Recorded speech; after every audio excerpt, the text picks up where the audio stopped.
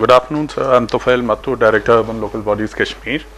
I had basically thought of taking Anantnag as a sustainable transport option, but unfortunately, ever since we came here some 3-4 weeks back, and when we went back, things have been totally out of gear.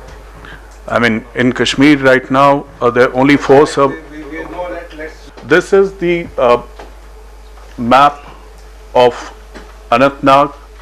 Anantnag is the second largest town in Kashmir. It's a gateway to Kashmir Valley. It's also a gateway to Holy Amarnath Shrine. The entire traffic moves via Anantnag, while anything which comes throughout the country has to come to Anantnag. It's the focal point for a lot of tourist destinations, Pahalgam, Achabal, Kokarnak, Duksam, so on and so forth. It's an important town with horticulture. Let's go ahead. Right, sir. So Anantnag is a fast-growing town. It has engulfed 3 major towns with it, Mutton and Bijbehara. Future sprawl of Anantnag includes all these 3 towns in the Greater Anantnag master plan. So the population growth has been reflected in this. In 81, it was 1.18 lakhs. And in 2016, it's approximately 3 lakhs, which is likely to go up to 5.3, sir. I'll come to major issues. The master plan which is going to come up in place is going to increase from 49 square kilometers to 147 kilometers. And the problems in Anantnag are complicated, sir. The major roads are taken care of by the vendors, which means in other terms, the vendors are encroaching upon all the roads. Even the national highway which we have there is 45 feet only for a 4-way traffic, 2 one way and 2 other way. And it passes through major towns in between, sir. Number one, the vendors have to be taken care of. In spite of our all repeated attempts, we have not been successful in tackling the problem, because we take them off, they come back again, they're encroaching upon the roads. Then we have a problem with the transport system. The transport system which we have in Anantnag is totally in private hands. The government transport which we have is bare minimal. Now, instead of having a mass rapid MRTP, we have these small Tata Sumo buses, which are passenger low LMVs, which carry 9 passengers.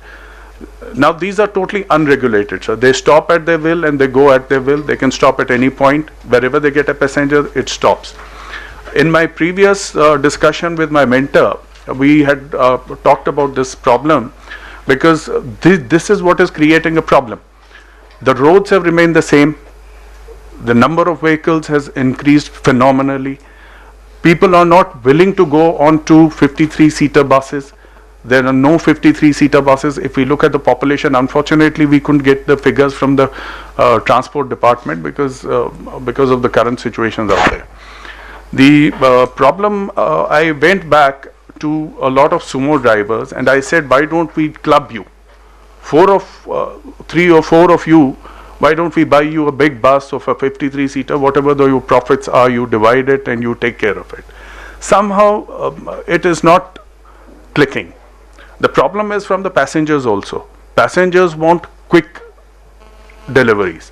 Now, for a 9-seater passenger vehicle, it takes less than 5 minutes to fill up and it just rushes off. And a 60-kilometer length is generally taken care of in less than 60 minutes. My master planners had said that let's have a BRTS. Now, in a 45 feet road, we can't think of having a BRTS anywhere in my town. We don't have it on the national highway. How can I think of having it in any of my areas?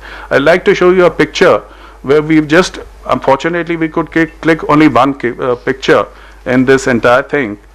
And it very well reflects what exactly is there. That's unfortunately not there. It's a terrible kind of a situation out there. Second problem, sir, we didn't have any parking slots out there. Now, what we have thought of is we are envisaging a multi-level parking slot in one of the major congested areas, sir. because we want to give one parking lot, and we have already taken it under Amritsar because one parking lot is costing quite a bit. We wanted to give it in the most congested area. We have the district collector's office in that area.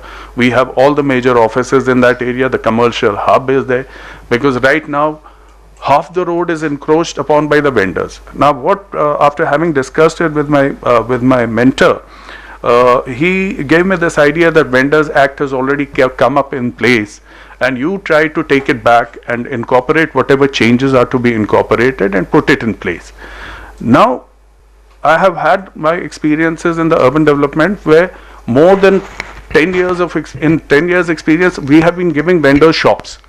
But those shops are not at commercially viable places. They take the shops, but they come back to the same area again. This problem is persisting, and we have not been in a position to come over it. So my plan right now is that I would rather make it a policy decision in which I would concentrate on parking slots, and that, as Sir said, we would be giving in the final presentation. And I think it's going to take at least 2 years' time, because we tried to do a tendering for all the things. We have not been getting offers also, unfortunately.